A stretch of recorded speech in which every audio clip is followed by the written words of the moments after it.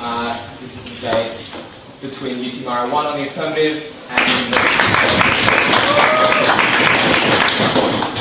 and University of Victoria Wellington 1 on the negative. Speaking time is 6 to 8 minutes. Replies, so 1 clap at 6, 2 claps at 8. Replies will be half that time. The motion is that colonial states have a duty to intervene in failed post-colonial states, and to open this debate, I call on the first colonial state.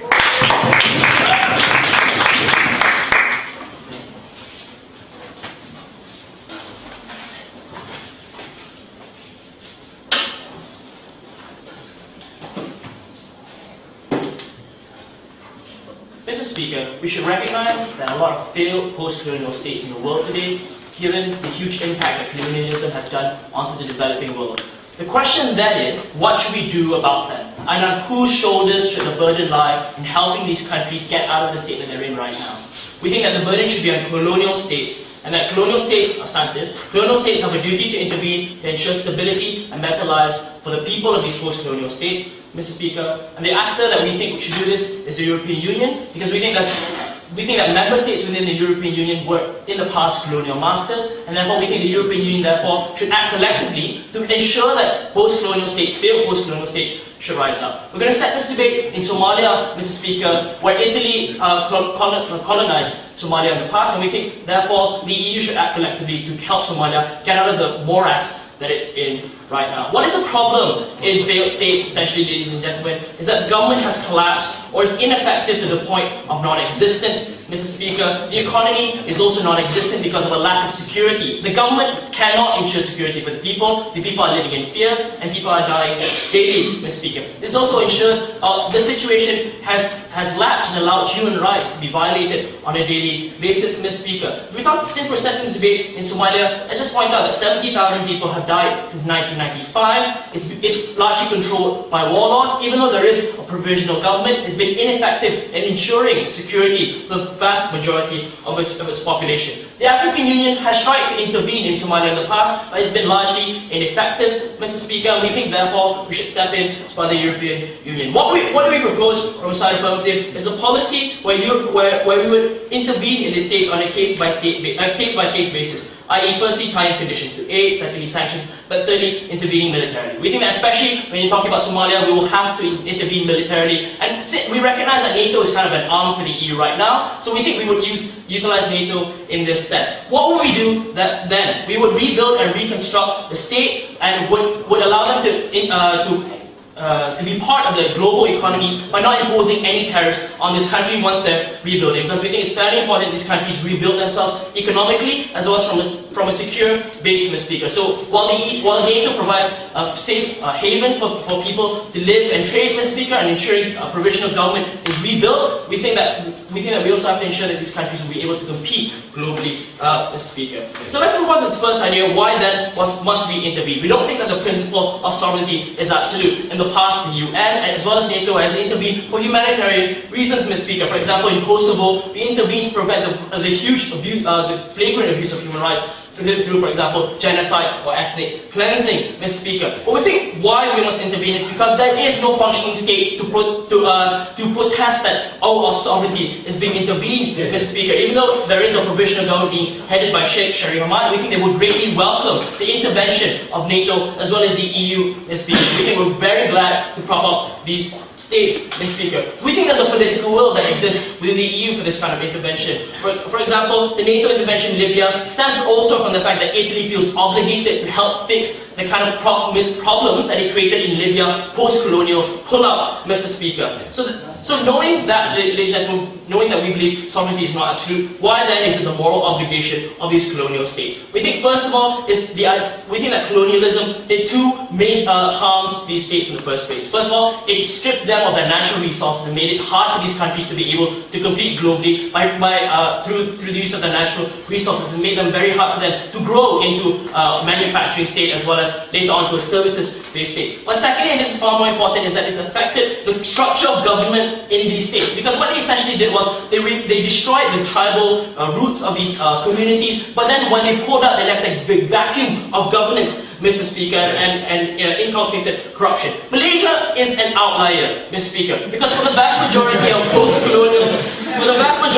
post-colonial states, they have failed or they are failing. The best example for that is obviously Zimbabwe, Mr. Speaker. So we think that given the huge impact that colonialism has done onto these post-colonial states, we should acknowledge the impact that has been done by these colonial states, by Britain, by Portugal, by Italy, Mr. Speaker. Therefore, what is then the obligation, or exactly why is it the EU? Because they might, we think that the EU doesn't function simply on just individual responsibility. We think the EU should act collectively, Mr. Speaker, for their own interest. We think it's better if the burden shouldered by these post-colonial states is shouldered by everyone in return. But we think the EU has also acted morally in the past, Mr. Speaker, because the EU has moved for greater human rights standards in Myanmar, for example, has been willing to impose sanctions on Myanmar. But also, in terms of taking more members in, Mr. Speaker, the EU has taken members in even when they weren't quite ready yet. Members, for example, in Eastern Europe, right? So we think the EU also acts morally, not only for pragmatic economic self-interest, Mr. Speaker, but they also want to forward the idea of human rights.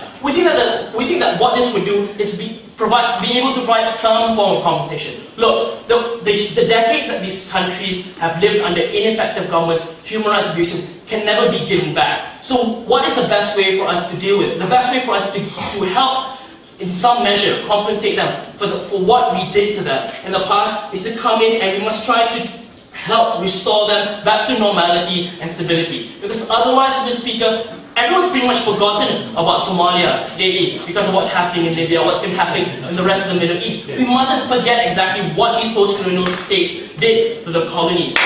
So what have we shown you from side Affirmative, Mr. Speaker? We've shown you a very dire problem in these post-colonial states. The vast majority of them have failed or are failing because of what colonial masters did to them. They took away their resources, made it very hard, and especially with the EU having high tariffs, have made it very hard for these post-colonial states to be able to participate within the global market. Secondly, we've also left systems of governance that were simply not sustainable in the short term. What would we do from side Affirmative is that we would intervene, alright, on a case-by-case basis. But we think, especially in Somalia, it's very important for us to be able to intervene militarily, given that there's no security for the people on the ground. We will rebuild and reconstruct the state by having developmental aid, which will be monitored, and we'll rebuild the infrastructure of Somalia, Mr. Speaker.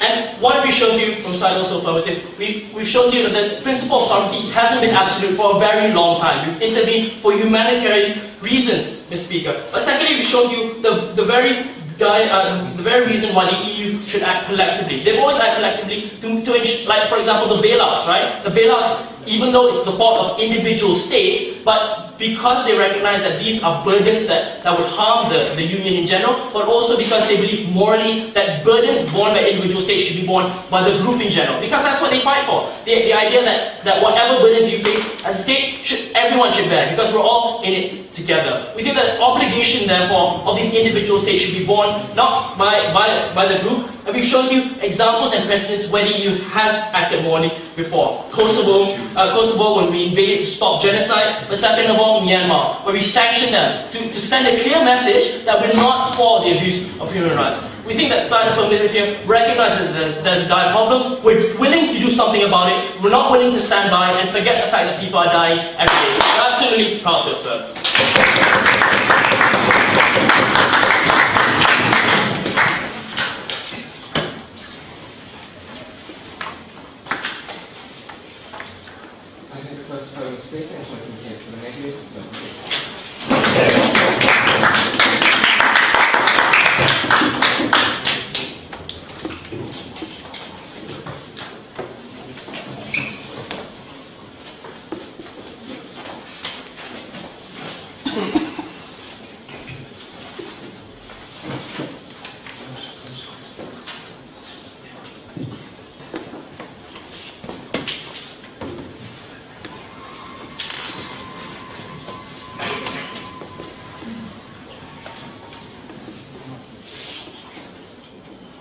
This is strange. So Affirmative stood up, and in a country which was previously colonised by the Italians and later on influenced by the Americans and the British and a number of other forces, in a country that was influenced through military intervention originally, through aid being given in, through setting up a government. They want to do those same three things again. So effectively what we have from side Affirmative is in order to right the wrongs done by colonising Somalia, they're going to colonise Somalia.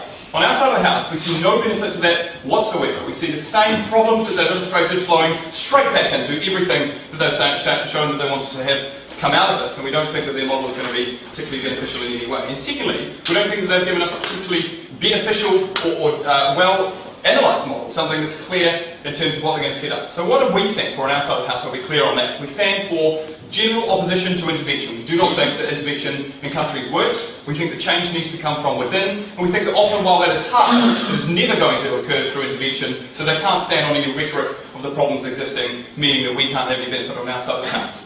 On top of that, we think that when the old colonial powers come back, that's when you are most likely to undermine stability in these countries, and that's when you are most likely to have a disjunct between the people on the ground who previously don't even support bad regimes in these countries. Those people are going to support those bad regimes over the colonial powers which come in. The points I'm going to talk about, first of all, are an assessment of the historical context of the sorts of countries that we talk about, and Somalia, because they did deviate quite quickly away from Somalia, even though they originally set it up. So I'll talk about a wider context as well. Secondly, I'm going to look at how the sorts of models that they want to put in place undermine the institutions in countries like this. And finally, I'm going to look at what happens when you give people a guise of a duty and then allow them to intervene for their own best interest. And in second, Richard's going to look at how colonial forces in these countries tend to entrench harmful regimes in a very, very negative way in the long term. First of all, three areas of response. And the first one is about Somalia, because they came out very quickly, off the bat, see the African Union in Somalia has failed. And we agree with that. The African Union isn't doing heaps of great work on the ground, but they are doing a little bit of work to at least prop up the transitional government in a small area. They are having some benefit there. Secondly, though, they said that the African Union has failed, and they've left it there without ever distinguishing the African Union's ability to get in on the ground and to make real differences versus the European Union's ability to get in on the ground. Especially since the African Union at the moment around Mogadishu actually have the backing of the European Union and the United Nations. So they need to distinguish that somehow. If they're going to stand up and say that the African Union has failed, then they've effectively undermined their whole case in the first place. Because the only difference now is you're going to have white people on the ground doing the same work that the African Union members are currently doing anyway.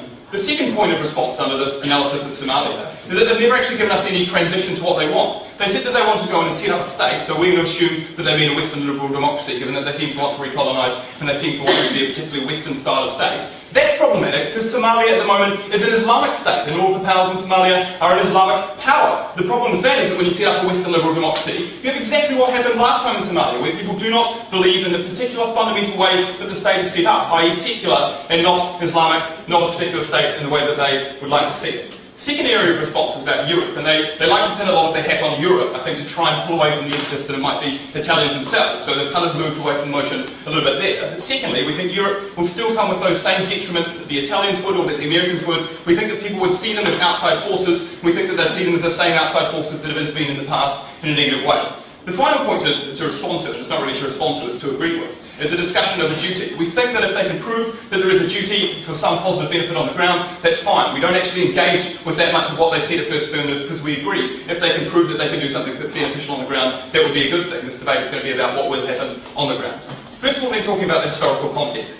First point to make here is that these are countries who haven't just been withdrawn from and left alone. So we can't say the last 50 years has happened and we'd prefer to go back to before they withdrew. These are countries, and Somalia is in particular a country, where there's been continued manipulation, whether it be implicit or explicit. So that's happened through America dealing arms with Somalian forces about 20 years ago. That's happened from a number of people influencing the government. That's happened from Britain publicly coming out and saying when the Islamic courts got put in power as a transitional government that they supported that move. There's been an implicit control in the past, and that control has led us to the status quo that we see such a problem with. So all of that control of the past gains rhetoric for our side of the house that these people have led us to the quagmire and the bad scenario that that side of the house wanted to set up as being a problem they wanted to change. They're changing it by particular mechanisms that we've seen problematic in the past. And it's exactly the same thing as has happened in a number of instances. Britain left India and split it into 3 failing states and continued to manipulate and got it to the point at which it is in now. The French left Tunisia but still left diplomats in high ends and still influenced migration of intelligent people from Tunisia into their countries. All of these are instances where colonial powers,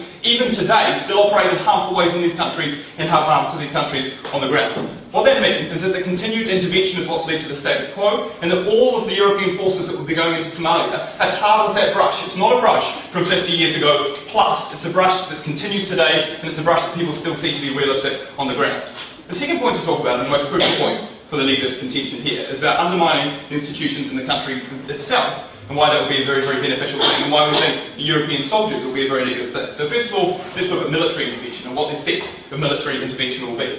Generally, in any invasion, military intervention will be incredibly destructive. It will destroy the military forces on the ground, it will take away all of the government's resources, all the resources of the Islamic courts, and the ones that are going to be tried to stamp out. The problem is that a lot of the people on the ground, a lot of the poor farmers, actually benefit from that infrastructure themselves, and that infrastructure has to be clashed with and challenged and broken down in order to have any success. So you actually put people into a more harmful scenario in the short term by breaking down that infrastructure that the armies, like the locals, use on the ground. Secondly though, Somalia is a particularly tribal and warlord-based state, which means that all of the entities you're going to be fighting are actually very, very small entities, and entities who have roots in all of the families in the community. So every time you challenge a warlord, you challenge a whole swathe of people who are going to stand up against the military regime and never be happy about anything that you might put in place in the long run.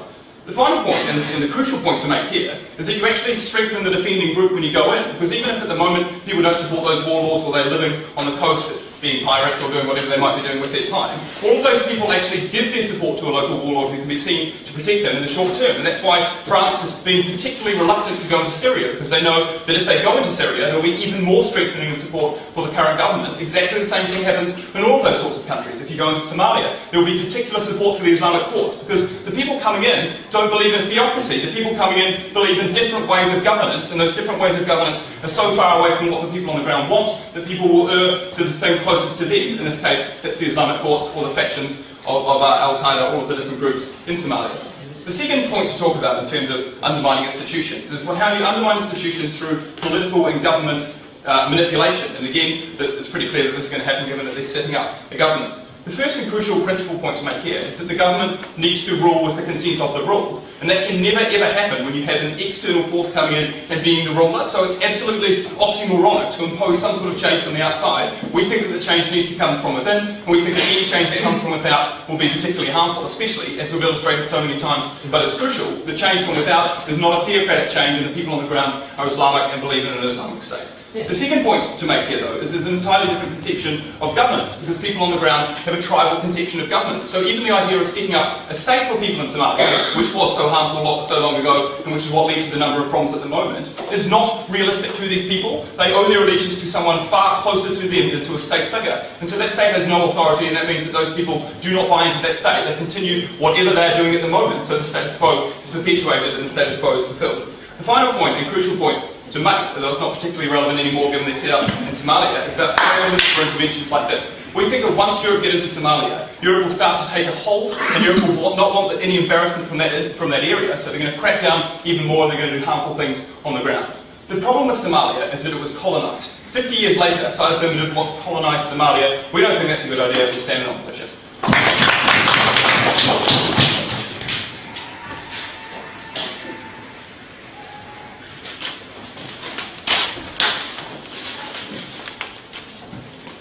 Thanks for your point. Yeah, sorry. Thank you for listening. Let's continue the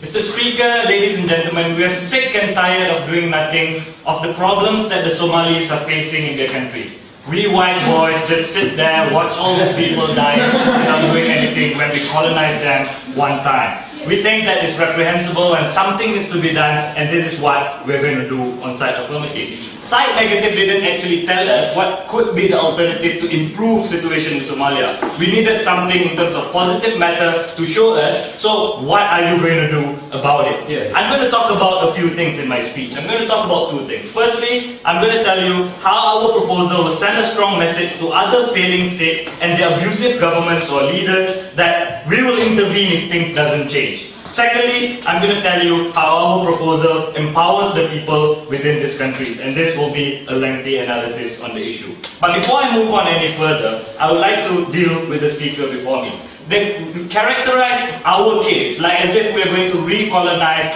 Somalia. That's never our intention, ladies and gentlemen. Our duty is to go in there and facilitate the people, have proper elections, and let the people rule for themselves, ladies and gentlemen. Right? We are only assisting them and not recolonizing them. And then further, they said that all the change that we want to achieve for Somalia has to come from within. They were fighting for organic change, right? We don't think that the people within Somalia is empowered enough to achieve organic change and to be in control, ladies and gentlemen. That's why we want EU or with NATO together to go in there and empower the people, to facilitate the people in changing and bringing people power back to Somalia, right? And then they further went on. They said African Union is already doing it and we don't need EU to intervene. Or, if African Union isn't succeeding, why would EU be successful? That was their claim. We think that the African Union lacks capacity in terms of finance and things like that. We disagree factually that the EU and America is backing up African Union. We don't think that's true, ladies and gentlemen. So, because we don't see changes happening. But moreover, we think the African Union and the leaders there are mainly corrupted and they won't have the incentive to really achieve on-the-ground changes within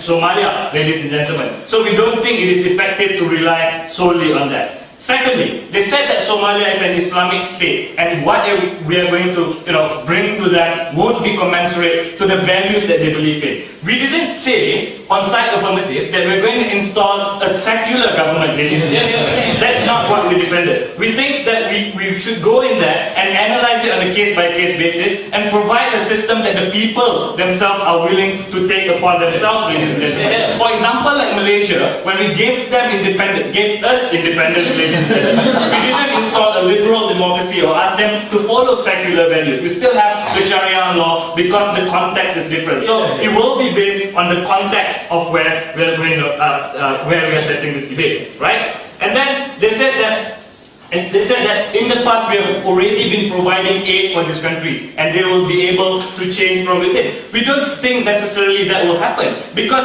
aid can only be effective, ladies and gentlemen, when there is a basis for security within this country. And that is not happening right now, and we think that aid is not effectively being disseminated to the people, ladies and gentlemen. So we don't think, if we just follow through with status quo, things will change. In fact, it hasn't been changing or showing trends towards change. Further, they said that it will be an us against them mentality because they're white people coming in and trying to ensure peace. We don't think necessarily that will happen because we think that when you are acting as a representative of the people, going against the aggression and abuses of militant groups such as Al-Shabaab and abusive governments that are happening in this country, we think the people will be more likely to cooperate with you because you are acting in the best interest of the people. Yeah. So we think our side achieves that better, ladies and gentlemen. Further, the concerns coming from side negative is things such as collateral damage because military intervention will mean some people will die. We can see to some extent that some people may die, ladies and gentlemen, but the people that will be affected by collateral damage is not the innocent ones because those are the communities and people that we are protecting, ladies and gentlemen. The people that will more likely be suffering from these damages will mainly be the aggressors and the rebels that are abusive towards the people. So we think that's totally okay because we are fighting for the people. Lastly, they said that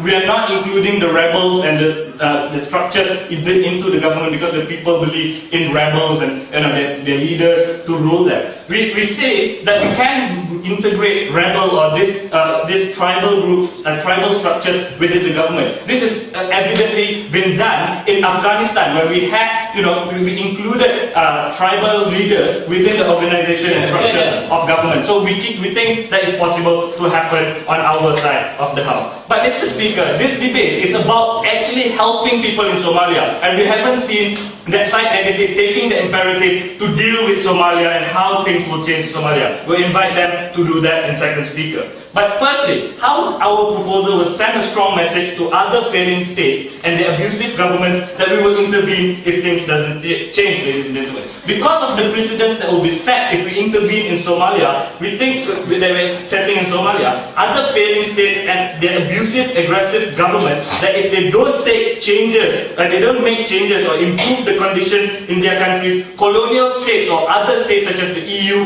and NATO will intervene to ensure things change. As a consequence, we think that the leaders and the people there will move the country towards moderation in light of this fear of intervention. Why do we think that is more likely to happen. Because we think that governments and leaders within this country has an incentive to maintain political patronage and to maintain their moral legitimacy amongst their supporters within this country, ladies and gentlemen. So we think they will be more likely to achieve changes because of the fear of intervention that will come in. This is apparent when we sanction many countries that have human rights abuses, and we see it trickle down to other countries where they're trying hard to move away from abuses, ladies and gentlemen. This is apparent, and we think this is something that we should fight for. But more importantly, ladies and gentlemen, we think that our proposal empowers people on the ground within this country, ladies and gentlemen. Because why is this so? Now, currently, people are feeling like as if they're living in fear every day, ladies and gentlemen, without any form of representation to fight for the interest of the people. What we are doing when we intervene is that it actually makes the people in this country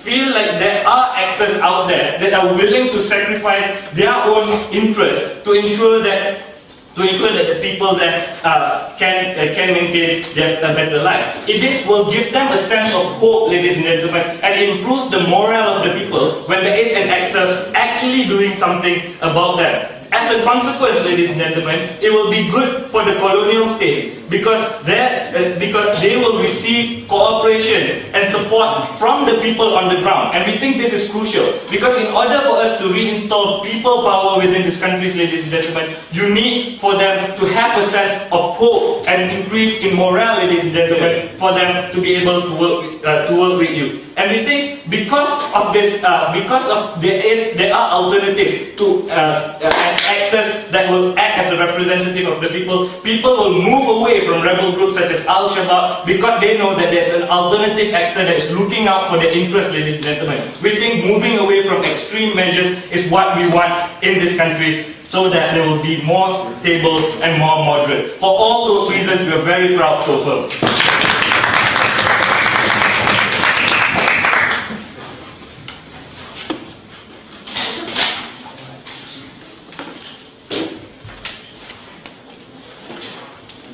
Thank you, the second speaker, and to continue the case for the negative, the second speaker.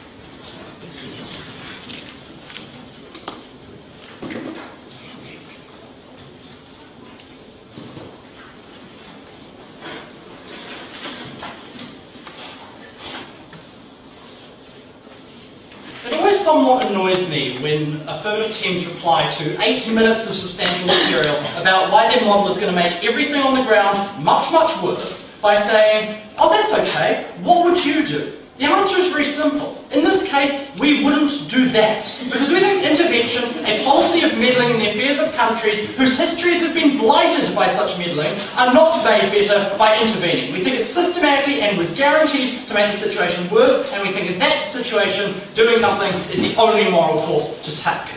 Also what annoys me is when an affirmative team stands up and gives us a model and goals that are so incredibly vague that they're limited to Somalia, but not even really told us which side they support in the ongoing civil war in Somalia. At first it sounded like they supported the transitional Mogadishu government, but when we challenged them by saying that that government is not nearly Islamic enough for the Islamic forces to control most of the territory, they're like, oh, that's a pickle, we'll have democracy, and that will solve it. I'm sorry, democracy is not the magic wand. And when you have a country that's divided fundamentally down lines of the conception of what is a legitimate state, you are never going to be able to impose a state that satisfies everyone, and there is guaranteed to be conflict. I want to talk about 3 things in this speech. I want to talk about why, for 6 reasons, military intervention of the model they're giving will always fail. Then I want to talk about why rebuilding a country, trying to establish a civil society where none doesn't exist simply by imposition, will also always fail. And then I want to talk about the future of Somalia, looking to the long term, and who will end up in control. So firstly, let's talk about what will happen with a military intervention, because we say that for systematic reasons it will always fail and make the situation worse. The first problem we have is one I've illustrated in my introduction, which is that ill-defined their goals. They don't really seem to know what they want to achieve apart from the establishment of a democracy, and apparently that will make everything better.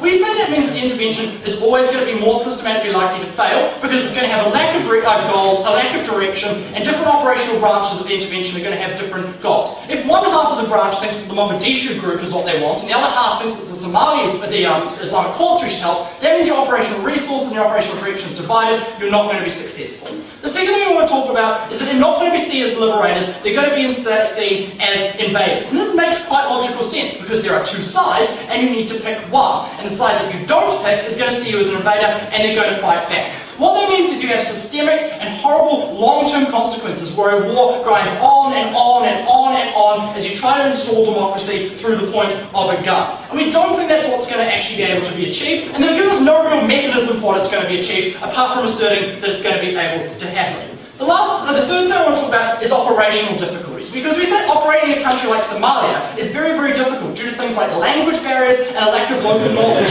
What that means is that you're going to have to integrate local forces into your command and control structures, into your military forces, to have any hope of being able to be successful. This means, however, that integrating ragtag groups of rebels, or the remnants of the Mogadishu government, actually means you have very hard time controlling those forces. And that's what we've seen in interventions in Iraq and Afghanistan, where the locals were employed have actually been impossible to control in a good way, because they don't share our same principles of command and control. That means that the military intervention is doomed to failure and quagmire and stalemate, like we've seen happening in Iraq. Another military reason why they're going to fail. The next point then is regional instability, because we say that other countries in the regions have an interest in Somalia. They have their own insurgency, their own Islamic groups, and they have an interest in what happens overall in Somalia. Because if it becomes a radical theocracy, which they seem to think they're allowed to democratically choose, that's probably bad news for the locals. What that means is that neighbouring countries are going to intervene and fund insurgency groups, give weapons to groups that oppose the West, and try and basically undermine our efforts. That's yet another reason why their intervention is going to fail. The final reason is one that Seb gave you that's very, very important, but they didn't actually bother to respond to. And that's if you want to win a war, you typically have to destroy infrastructure and kill a whole bunch of people. What that means is that people that you are trying to help actually end up worse off because of your intervention. They end up starving, they end up unable to move their goods to market, they end up dead, ladies and gentlemen, because of your guns, because of your brutality, because of a war that you cannot win. And your entire response to this was, we'll only kill the bad guys, as if that's something we can actually do. I'm sorry, when insurgencies hide amongst local populations, use human shields, attack villages and cause you to strike back, it's actually quite hard to make sure your bombs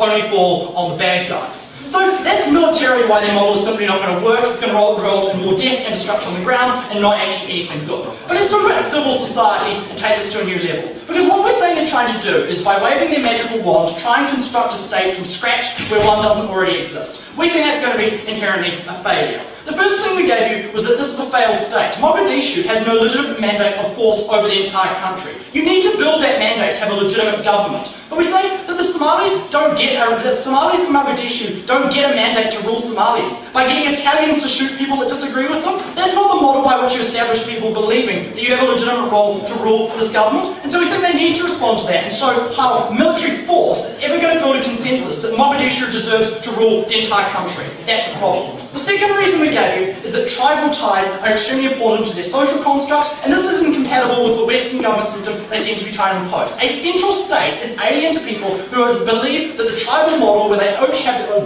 high degree of autonomy, is preferable. And this disjoint between what they believe and what you're trying to impose means it's fundamentally going to be undermined. And your only response to that was to assert that you could integrate the tribal structures into your democracy somehow. That is not necessarily true. Their traditional leadership structures may not unfortunately be based around party lists and having constituencies that cover certain geographically contiguous areas. You can't just assert that you'll be able to model this problem away. There's a clear tension between their social networks and the way you want to rule them. The final problem we gave you is a large proportion of the people who are in control of areas of Somalia are fundamentally Islamic. It's not just they want to have an Islamic republic in the Malaysian model, they want to have an autocracy, they want to have a dictatorship along Islamic lines, they want to be an authoritarian Islamic regime. And I don't see the EU sitting there and happily allowing this regime to be built at the ballot box and then firing guns at the people who protest for democracy after it's established. There's a fundamental disjoint between the agents that are trying to get to do this and the goal that they're trying to, that will end up occurring, and we think that's why it will never succeed.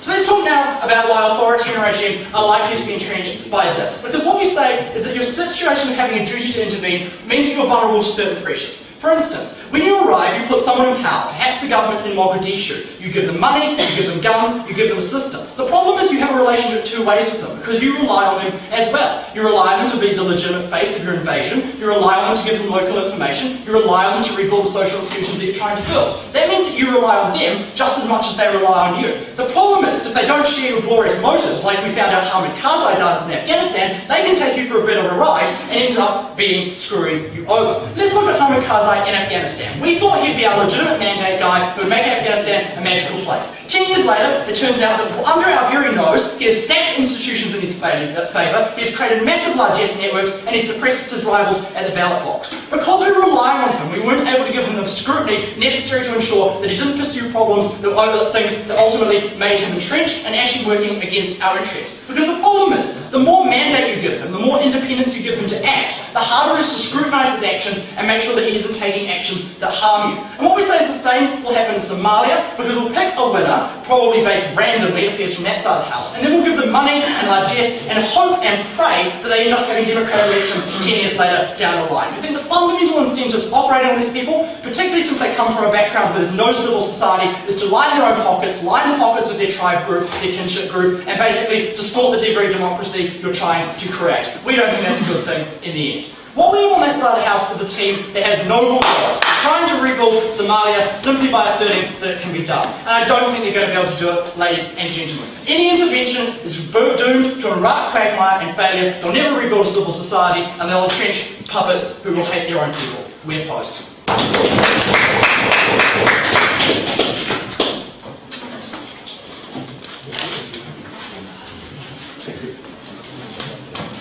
The second native speaker, and to conclude the substantive family case of further.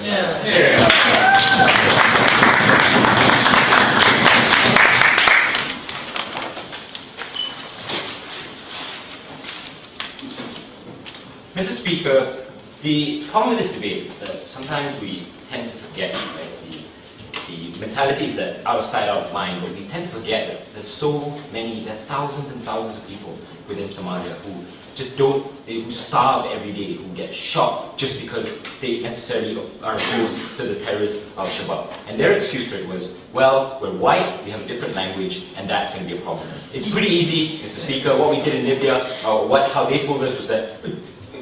It's pretty simple to point out, it's pretty simple to tell the community that just shoot the guy that's currently shooting at me, right? I have two questions today. Number one, will an invasion or the facilitated protection of the society work today? Two, can organic change actually occur within Somalia? First question, Mr. Speaker, will it work today? Side negatives gave you two reasons or three reasons why it won't work. Firstly, past attempts by the African Union, such as they did in 2006, United Nations in 1995, and the US in 1992 have failed. Why is it going to work now? Well, for the first reason, ladies and gentlemen, we won't be stealing their resources, raping their women, cleansing their ethnic minorities, and stealing their footballers, like France do, right?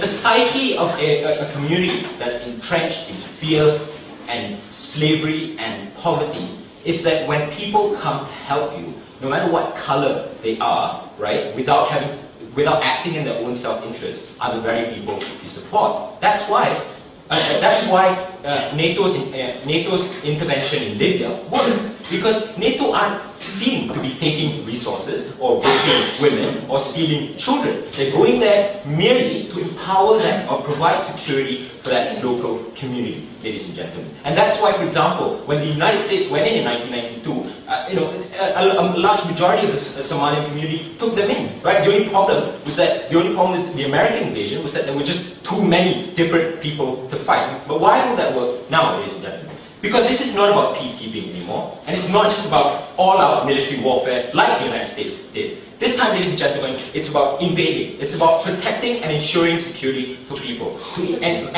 engage and inculcate these different tribal groups, these different Islamist groups, and political entities such as the United Somali Movement, such as the Somali Youth Movement, such as the United Somali Congress, into this new government. What we stand for, and this is the second reason they told you why it won't work, right? Because the majority of the tribal opposition represent communities, and by an invasion would only further antagonize them.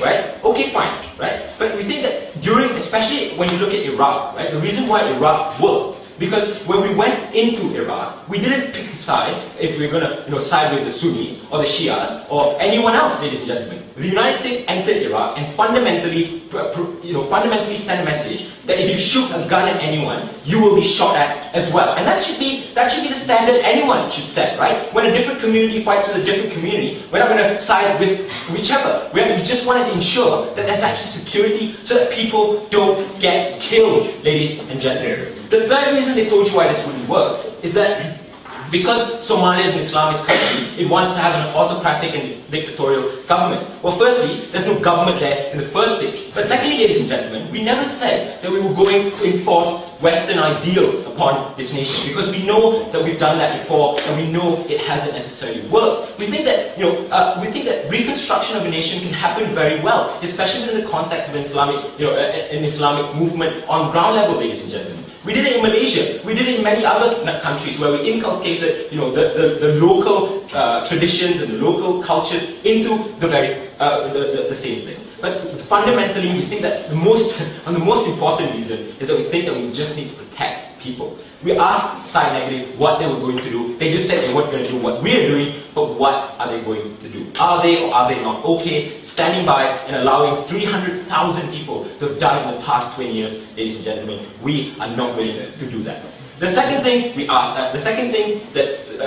question is debate is, can organic change actually occur within Somalia? See, this is what happens when you have a side with a pre-prepared case, right, coming into a debate. They don't actually necessarily play their arguments to the context. Because if they were talking about, a country like Sudan, for example, or other nations, right, we understand that they have an actual working government. It's just a matter of a slight power struggle. The reason why Somalia is so different, ladies and gentlemen, is that different entities try to claim they're the government at different times, right? Things like the United Somali Congress or Somali Youth Movement. But the problem is, ladies and gentlemen, these people don't work with each other because they come from different communities, because they just fight, ladies and gentlemen. And there's no one to protect the people. We tell you that when we come into Somalia, right, the first thing we're going to do is to ensure that these groups stop fighting. That's the most important thing that we do. But secondly, we told you that we'd allow engagement within these groups, and actually, the problem is there's no facilitator between these different groups, right? Different groups claim, I'm the government, and then, oh no wait, you're not the government, I'll fight you now. But we think that what it lacks, number one, a proper legal system. Number two, it lacks a proper facilitator for an actual government to take control, ladies and gentlemen. Then they told you, well, look, if you instill a government in a failed state, right, this would end up in corruption. How degrading was that argument, right? Oh, these people are from a third world country, therefore, if we set up a government, it might not work. We tell you, ladies and gentlemen, alright, fine, we accept that possibly corruption could happen, right? But I think it's certainly better than what they're having today, right? This debate was about weighing two different situations, right? They gave you a lot of arguments, but we should ask them necessarily why these arguments are important, right? And are they really important to Somalia, ladies and gentlemen? Because we provided you a basis of why we need to enter. We told you, ladies and gentlemen, that because of the number of deaths, because of the terrorist organizations that are affluent in that country, because of the lack of any sort of security or police or military that can actually protect its people, ladies and gentlemen, we, certainly for one, will not stand by and let this happen. So what do we have in today's debate?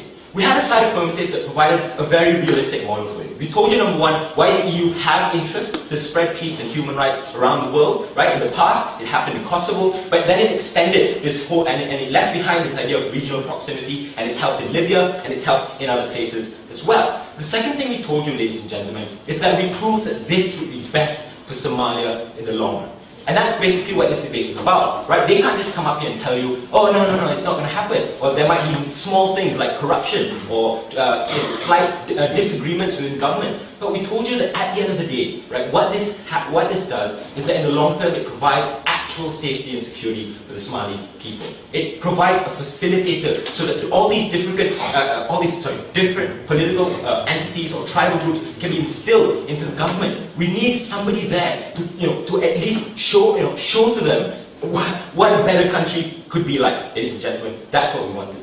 They had to come up here and they acknowledged that we had a problem. They had to tell us how necessary this problem changed. They said organic change. Democracy can't be successful with a gun, right? But how can it be successful, ladies and gentlemen? And we asked that side negative answer that question, and we think that that's something that they greatly lack. They never engaged with my second speaker's argument, where he told you how this sends a strong message to other states that if you go do something to protect your people or to your region, that we think that that colonial states will come in and help those people for you. With all these reasons, ladies and gentlemen, members of the floor, we're very, very proud of the proposal.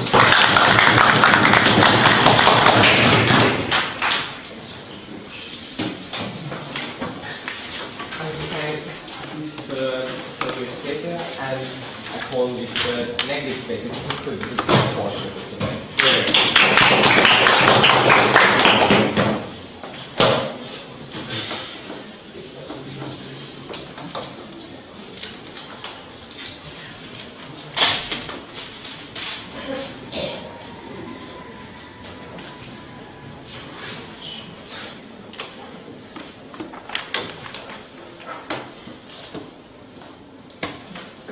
Truly saddening that over the last 20 years, 300,000 people have died in Somalia. But on the negative side of the house, I think it's sickening the affirmative team wants to propose a policy which we think will lead to 600,000 people or more people continuing to die at greater rates than before in Somalia. And that's our continues today. What we are doing is nothing, because nothing saves lives compared to the counterfactual of their proposal. So at the end of this debate, I want to ask two practical questions, which were the same as his, which were firstly, how effective will the military intervention be, and thirdly, how effective will the viable state or empowerment of the local community be. Before that, I want to ask a prior question, which is how does our colonial past affect the perception of a NATO-backed EU intervention? The question about whether or not it's about why it matters who is intervening and who is helping and how that flows in the practicality. That's an important first question then, right? Because they said, and we agree with them in the abstract, that these countries, Italy in particular, and Europe then collectively, as Italy is part of now, has done violence to the Somali state in the past. We agree that maybe in the abstract, that establishes some duty of restitution or something like that, right? But those duties will fail. But moreover, because the Somalis know that these things have occurred in the past, they will view this intervention negatively, which affects their response to it on the ground. What have we done in the past and can you do in the future? Italy was actually the country which destroyed them. Now, Europe, which involves Italy, is the country going in to save them. We think Somalians will be slightly suspicious of the European Union because it involves Italy.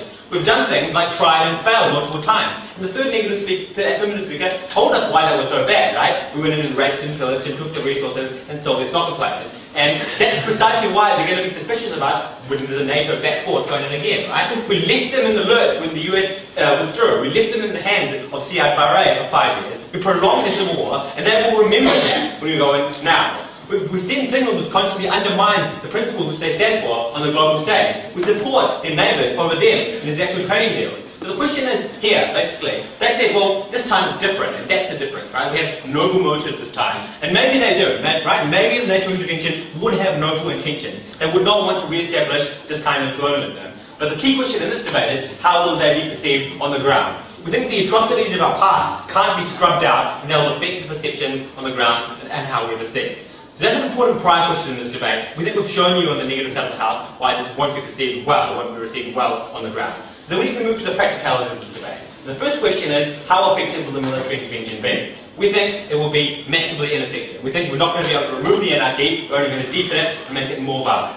The first thing we told you is that in a state, there's a warring tribal anarchy that it's not going to be easy to pick who to fight and who is the bad guy and who to shoot, right? And what we told you here is that the reason this is because people derive their power, derive their safety from local power structures, right? You listen to your tribal leader and you do what he tells you to do because he's the one who gives you protection in the first place. So when they said only the bad guys are going to be shot, what we think you actually do is create more bad guys. We don't think they're actually bad guys. You just suck more of the local population into a war against the West because they are going to be scared of further colonialism. They're going to be scared of us trying to re-establish control. You create more bad guys, turn the good guys into bad guys, basically, and start shooting at them. Then they said, look, well, it's okay to like militarily and precisely just kill the bad guys anyway, right? But that's not going to happen in these kinds of warfare, right? Because they have an advantage relative to us in knowing their own country, then they're going to be easily able to hide, easily able to succeed in guerrilla warfare, and easily able to force us to commit collateral damage to strengthen their own case. That's the first reason why this isn't going to be easy.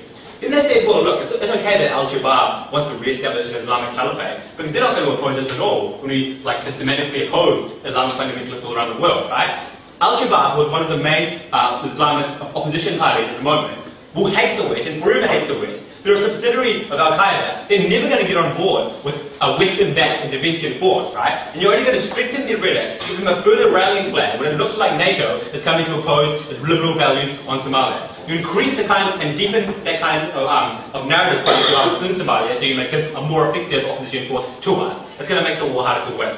Then they said, look, it's okay because we can just pour more resources in, right? And they said, look, that's one of the reasons why AU is failed, because there's just not enough guns on the ground. Maybe we will have more guns on the ground, but now we've changed the colour of the skin colour of the people going in. We changed the flag on the helmet from an African one to a foreign European Union one, right? That perceptual change, perceptual shift, actually makes further opposition to these soldiers on the ground. And then they said, look, we're not going to pick sides. We're just going to pick we're just going to bring everyone in together, right? But the problem is, and that's what this happened in Iraq. That's not what happened in Iraq, right? We went in, we overturned the Ba'athist Party, kicked all the Sunnis out of government, and we opposed Islamic fundamentalism. And that's precisely what spurred a massive insurgency in Iraq for 5 years, right? It's what spurred those kinds of people into fighting back against us. So we will have to pick sides. We're going to see the same thing in Somalia. There's going to be a destructive civil war, which is going to be deepened by their affirmative model.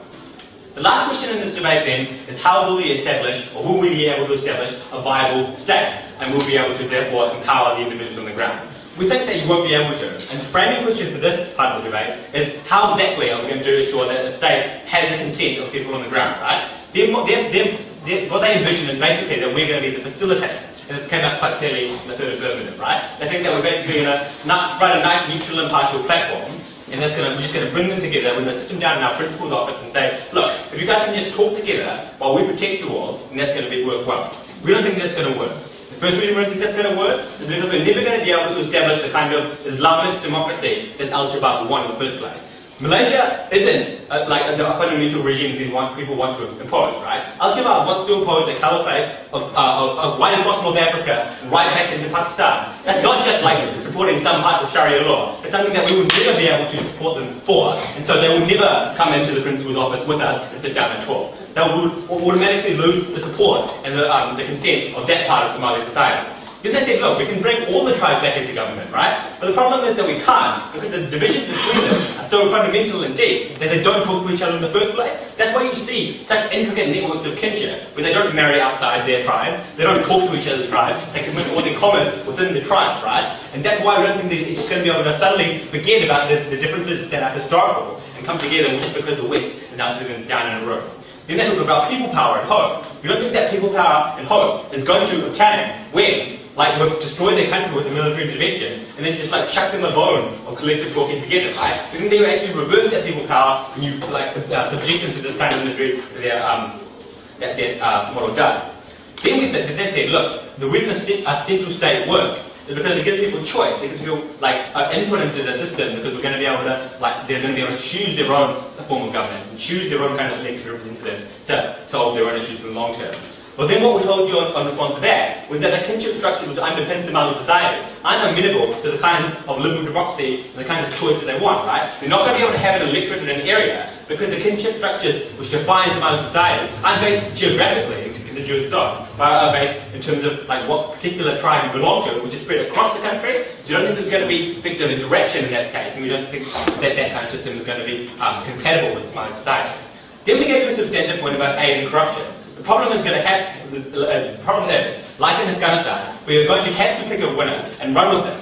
That creates a dilemma, because the more we give that person control, the more that we give that person power and give them our support, the less control we have over their actions, so the more likely they are to become corrupt, and that undermines the stability of the state. They just said, look, we can set They had no response to that basically, but the problem is that undermines the authority of the central bank when it looks like a kleptocracy instead of a general democracy in the interest of its people. At the end of this slide, we've shown you why the military intervention and the political reconstruction won't work. And we've shown you that it's precisely because this colonial re-intervention is going to be tarred by the brush of the past. And that's why I want to do it.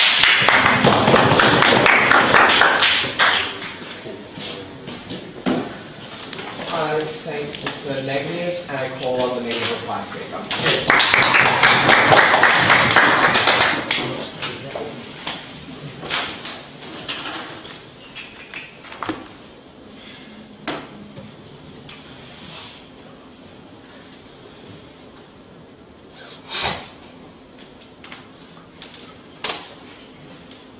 It's been a game of Scrabble. Each of their speakers dips into the bag, picks out an argument or a realistic status quo that they think is the case, and they use that.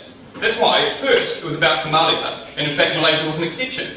At second, they said, you can set up a government, look at Malaysia. At third, they said, you can't pre-package the debate and talk about other countries, talk about Somalia. By the way, we've got an example from Libya. They've continued to chop in and out of what they think is relevant in this debate. We agree it's about Somalia, let's look at Somalia, not Malaysia, not anywhere else, but our examples from outside work as well. But the second thing is, at first we had a transitional government, the current status quo government being supported in the way that is currently done by the African Union. They wanted to change the way it was done. At second, it was warlords and tribal leaders will be put into parliament. And at third, it was, there's no government there at the moment, guys. Let's change that and put a government in place. There is a government there. They've never understood the context within which this debate works. Two questions are, what does their intervention do? And secondly, how do we set up the state? So first of all, about the intervention. There are 4 sub-points of clash under this. First of all, the analysis of the last few times, effectively. And the first thing that they said, the thing that they said about this at third was, this time they won't rape and do the stuff that went wrong last time. With no analysis as to why anything different would happen. We think, again, as was my third point in my substantive speech, if you give people the smoke screen of going in, the same stuff will happen. They gave no mechanism that's modelled out of that. Second thing they said, it was going to be different to US peacekeeping. Now we're going to invade and look after people. That sounds the same as peacekeeping. We're just going to go on that basis that it is the same as peacekeeping to invade and look after people. The third thing they said, though, is Libya worked, and the problem is, Libya didn't work to establish a government because there's no government in Libya. That doesn't work at all. Second point of analysis, and this was where, this is very quick to deal with, which is where the second affirmative moved on to say, people need hope, they need something to fight for. If there is a force fighting for them, they'll gravitate towards that. Again, never dealing with the fact that at the moment there is a force fighting for the people on the ground. That's the African Union with 2,000 people surrounding Mogadishu. There is a force to fight for, that doesn't help them. The third point, though, and the crucial point under what's going to happen if an intervention occurs, is that you hurt the poor people. And again, they thought that they could just distinguish the poor people, without realising that if you destroy the supply lines which help all of the tribal leaders to fuel all of their dissident behaviour, you also destroy the same supply lines that help people on the coast. You destroy the same shipping income, you destroy all of the ability for those people to access infrastructure as well. You simply cannot differentiate the bad people from the good people because of the infrastructural harms that have occurred in the past and that will continue to occur now. Secondly, though, or finally, on this point about intervention, is you allow Al-Shabaab to rally support. And that's why, before the transitional government were put in place, Al-Shabaab were a little-known force, and in fact they were relatively docile in what they did. They believed in Islam, and they kept quiet about it. But then when there was a Western-backed transitional government a couple of decades ago, that was when they became massive. That was when they got Al-Qaeda backing. That was when they started recruiting child soldiers. That was when all of that happened. That's why the situation gets worse if they give people something to rally around. The second point then is about setting up a state, and the first question we asked them was who's going to do this? At second we had tribal leaders getting together, at third we had analysis of why there are all sorts of groups fighting each other, including a youth movement. We say absolutely, we agree with the third speaker. There are lots of groups fighting each other and they cannot work together. Some of them believe in Islam, some of them are backed by Al-Qaeda who hate the West, some of them are secular, some of them are tribal leaders. They're all different groups. Then they said it'll be just like Afghanistan. Don't do that. Afghanistan is the only example that is comparably worse than the scenario that they wanted to talk about. Because in Afghanistan, the people that they picked and chose are the people who became the most corrupt because of the backgrounds that they had. Secondly, though, why would these people get involved? At the end of this debate, I still don't know why any of these people would have an incentive to get involved in a Western-backed state, given that they've never given us any reason that these people weren't happy with the scenario at the moment, where the West that they hate wasn't involved in their lives. The third thing was, though, if someone does get involved, again, that gives all of the rhetoric to Al-Shabaab, who are pretty weak, pretty Italy getting involved. That's the previous point we gave. The final point is people just absolutely don't buy in to this sort of government because they don't understand it, they don't believe it. They have a pretty regional structure and they look to that structure, and when one of their regional leaders gets into the state structure and they have to vote for that person, they can't comprehend it because they've never voted for their leaders before. That means that the innocents are left out by their model, but that those who want to join Al-Shabaab and those who are indoctrinated to join Al-Shabaab are just food for the fodder to try and the West. Somalia is really, really bad, and we remember that it was Europe that did that. problem is, under their case, they hurt the poor people through removing infrastructure, they upset Al-Shabaab and get us towards more violence, and they do exactly the same thing they did all of the times in the past. It's going to be worse, therefore, we continue to oppose.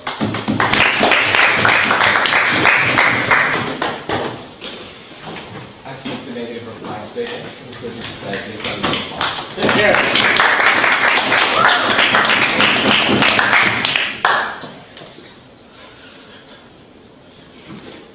Ladies and gentlemen, what we had from side negative was a prepped case against any intervention whatsoever, Mr. Speaker. They never dealt with what Affirmative talked about, why the EU itself has a duty to intervene, Mr. Speaker. They never engaged with the analysis that came from Affirmative as to why there's a moral duty for colonial states especially to intervene. Apparently, they tried to implicitly deal with that by saying that the best thing that we can do for them now, for colonial states to deal with its own post-colonial states, is to just stay out of it. And they never really analysed why things would be better off in the status quo and why Somalia would be better off by states staying out of it entirely, Mr. Speaker. In fact, the only real and that substantial analysis came in third negative, Mr. Speaker, as to why it's far better in status quo for us to stay out of it. What did we bring to you from side Affirmative? We showed you that the problem in status quo exists because, first of all, the problem of colonialism. Secondly, there's been little done about the problem. And third of all, and this is something that wasn't engaged by side negative, was that it's very difficult for the economies of these failed states to be able to participate in it, Mr. Speaker. So therefore, that's where we came in with the substantive as why the EU should engage, because its member states were the ones who were colonial masters, and we showed you why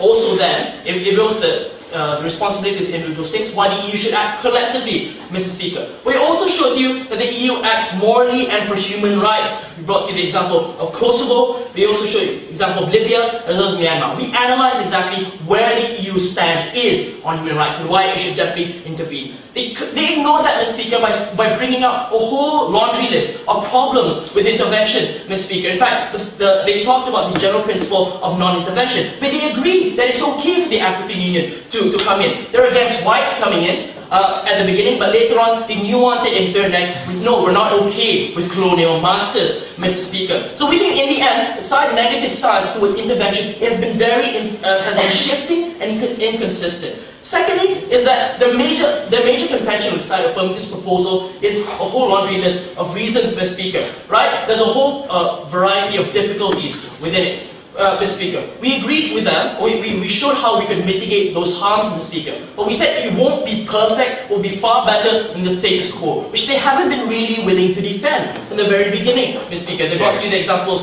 of how it's difficult to integrate, we showed you how Afghanistan integrates tribes with the government, how that's been very possible, Mr. Speaker. They brought you the collateral damage. We showed you how it's far more likely that we can see that lives may be lost, but we think it's far better than the status quo, Mr. Speaker. They can see that 300,000 died in 20 years of us doing very little, Mr. Speaker. And they seem to be very okay with another 300,000 people dying in the next 20 years. We agree, Mr. Speaker, that it's not perfect under our proposal. We weren't required to give you a perfect mechanism. But they also wanted to push an impossible burden on us to show how it's not impossible for us to come in, Mr. Speaker. And just because it's hard doesn't mean we shouldn't try, Mr. Speaker. And that's something the side negative here never really showed us, why it would be so costly to the EU to come in, Mr. Speaker, and why it would be so impossible. We showed you that in the past the EU has been willing to sacrifice its own interests in order to shore up human rights in other countries, Mr. Speaker. And we showed you why it should step in. Primarily because of the obligation we owe to these post-colonial states, but also we have to compensate them somehow for the wrongs we did to them. Yeah. They never engaged with us on the principle of why we should not, right? Why the EU should not do that. Why there is no duty owed to these countries. Right? In the end, they actually conceded there's a duty to take action, but the only action